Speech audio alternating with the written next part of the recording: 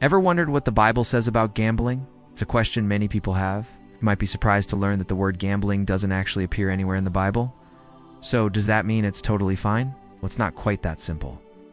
While the Bible doesn't have a verse that says, "Thou shalt not gamble," it gives us a ton of wisdom and principles that can guide our decisions. Let's explore some of these together. First, let's think about the love of money. The Bible is very clear about this. 1 Timothy 6:10 says, "For the love of money is a root of all kinds of evil." Gambling is often driven by a desire to get rich quick, a craving for more money. This desire can easily become an idol, taking the place of God in our hearts. Instead of trusting God to provide for our needs, we start trusting in luck or chance. This mindset directly conflicts with the biblical call to be content with what we have and to trust God as our ultimate provider. Another key principle is stewardship. Everything we have, our talents, our money, is a gift from God. We are called to be good stewards or managers of these resources.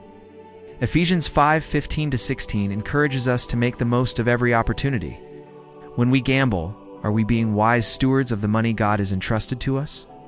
For many, gambling involves losing money that could have been used for essential needs, helping others, or supporting the church. It's a risky use of resources that goes against the idea of careful and responsible management. Then there's the issue of how gambling affects our neighbors. The second greatest commandment is to love your neighbor as yourself. The entire gambling industry is built on the reality that for one person to win, many others must lose. It's often those who can least afford it are the ones who lose the most. Participating in a system that profits from the losses of others, especially the vulnerable, doesn't align with the biblical command to love and care for our neighbors. Instead of building others up, it can contribute to their financial hardship. Finally, the Bible warns against addiction and being controlled by anything other than God. 1 Corinthians 6:12 says, "I have the right to do anything, you say, but not everything is beneficial. I have the right to do anything, but I will not be mastered by anything." Gambling can be highly addictive. What might start as a harmless bit of fun can quickly spiral into a compulsive behavior that damages finances, relationships, and mental health. When an activity starts to control you, it has become your master. And the Bible is clear that we should have only one master, the Lord.